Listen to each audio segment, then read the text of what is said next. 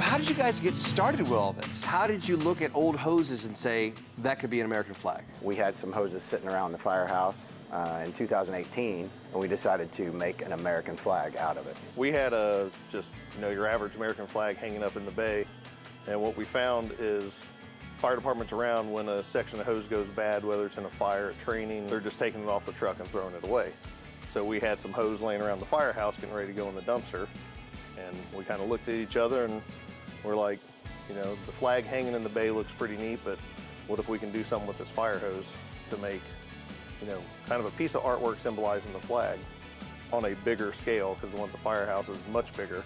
And that American flag, in 2018, we put up on the wall in our station in the bay, right next to where the ladder parks and the engine's next to that. Turned out really good, and now we're here. Take me through the process of making one of these flags. We get the hose that is going to be thrown in the trash. We feel like we're actually doing something that's helping with the environment as well, because it will take up a lot of space. There's a lot of hose that gets thrown away. We're cleaning it, we're cutting it to the size that we need it for the flag. We make a backer. The backer is what we're going to glue and screw those lines to. The stars get cut out of hose, and they are the same material, the same hose, and it gets cut now by laser. Some of our first ones were cut out by hand with a box knife, and then we're taken with a torch, and we torched them so that they didn't have any, they had some character, and they didn't have any frays as well. So you guys are just sitting around the firehouse one day and you came up with how to use these old fire hoses? We, over the years, have gotten to do a couple of projects at the station during downtime. We asked the captain of the station, he was gracious enough to let us kind of use our artistic skills, and we have a station patch. That's our logo. We were able to make that. The very first one was on our logo in the weight room. It looked really good, everybody liked it. After that, we did one in the bay, and this is all drawn and basically painted up on the wall and then polyed over. Did you guys have any prior art training? No. No. We are firefighters. We've been firefighters for a long time here in Fishers. We're at Station 92. What made you guys decide we're gonna start painting logos on the wall? And what gave you the idea that you had the ability to do that? I mean, we just ended up trying to fill up time between going on fire calls, EMS calls, training, working out, cooking, your average cleaning around the firehouse, and we were just trying to find something to do around the firehouse that would keep us busy.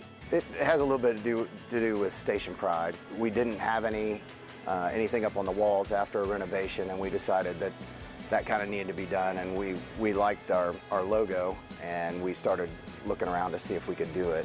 And we decided that we could, and we got the right paints that we needed. Were you surprised at how good it looked? I think so. Yeah. I think we both were. Oh, yeah. Yes. You were surprised by your own artistic abilities? When we started, yes. So that was 2018. Yes. So why did it take 4 years for you guys to create your first piece of art, and then this thing took off in February of this year? We're here in Ale Emporium, and we like to get together with our families. The managers here were treating our family, like their own. We were starting to look around and kind of go, there's some wall space that we could put one of our flags. And it was kind of a joke at first. When that flag went up here almost a year ago, what was the response? I think everybody loved it. I know all of the employees and management and owners and everybody, they loved it. And we've had a ton of people coming in, gotten rave reviews. So did that give you the idea, hey, we could sell these as works of art?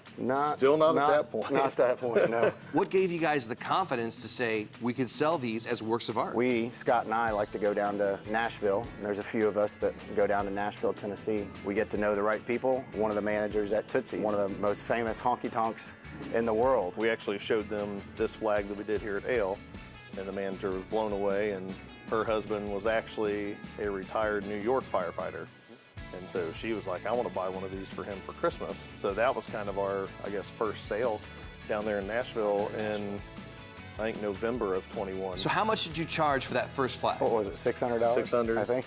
And now it's just, she wanted to buy one. For we her were taken husband. back because we hadn't started the business yet. We were just kind of still doing this for fun. And how did you come up with $600 as the price? We were thinking that would be all right to charge a former firefighter that actually had complications from 9/11 and things like that, and that was a Christmas gift. So we still, at that point, weren't thinking business. We were thinking, this is kind of cool. We're going to be in the most famous honky-tonk in the world, and this is going to a brother. It started at $600, and now the demand is so great. How much are flags going for now? They're starting at $1,200, depending on which series you go with. And how expensive do they get? The industrial one starts at $2,000, and then you can add on like a LED backlight, the couplings, the hose couplings that you see on the flag here, the bottom shelf if you want. So there's a couple add-on features you can do. How long does it take you guys to make one of these flags? Normally we tell everybody 2 to 3 weeks. We can normally knock it out quicker than that, but if we have orders stacked in front, obviously it pushes everything back a little bit. How many of these flags have you made now in the last few months? We just sold our 29th.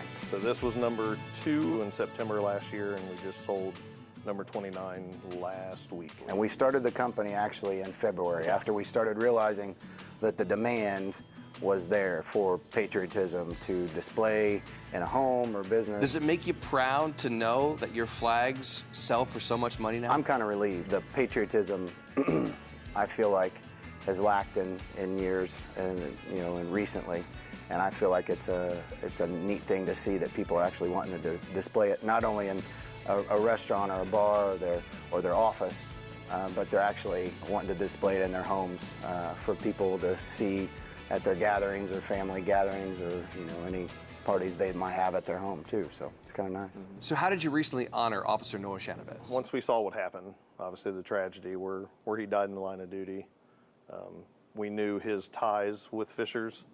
With us being firefighters here, he was a Fishers graduate. His family lives in Fishers. His mom teaches at HSE. We have the ability to do something nice to memorialize him, and this is something unique. So we decided we were going to do a thin blue line flag in honor of him. For people who don't know, tell me the difference between a thin blue line flag and a thin red line flag. What do they represent? They represent the people that have come before us in whatever service that they are in. So it could be the red for the firefighter, the blue for the police, there's green for military. So there's a thin line color for each of those public safety professions. On a lighter note, you had one of your American flags represented at an art exhibit. What was that like? It was interesting. It was different. Very interesting. Not usually the crowd that as a fireman you're hanging out with. No. Right. When we started this, it kind of started as a fun hobby, and it's blossomed into this, this business that's, starting to take off and do well. But we did not consider ourselves artists by any means. I started looking for art fairs, and High Frequency Arts was what I had found for a art fair that they had last Friday, and that was our first venture into High Frequency Arts art display at the Hub and Spoke building in Fishers. We have a thin line series that's actually in a case there full-time for sale. It was a neat experience for us. What was the response? I think it was pretty good. I think so. Yeah, we had a lot of people stopping, and a lot of people were blown away that it was all made out of fire hose, which is, you don't see that very often. And one unique thing we do is even the stars on the flag, those are cut out of fire hose with a laser, and we individually place each one of those. So I understand there's a huge country star that has one of your flags in his bar in Nashville? John Rich. He is the famous country music star that sings Save a Horse, Ride a Cowboy with Big and Rich. Redneck Riviera is his bar that is down there on Nashville, and we have one of our flags up there on the 3rd floor in Redneck Riviera. So how long do you guys see yourself doing this? Hopefully for a long time. I hope this is a good retirement for us to, from the fire department. So 4 years ago when you guys did your first flag, you guys said you weren't artists. Are you artists now? I believe we've filled a niche that is artistic in its own right. If you're displaying a piece of art on the wall, it's definitely a unique piece that's very patriotic, and we're proud of it. So yes. Yes.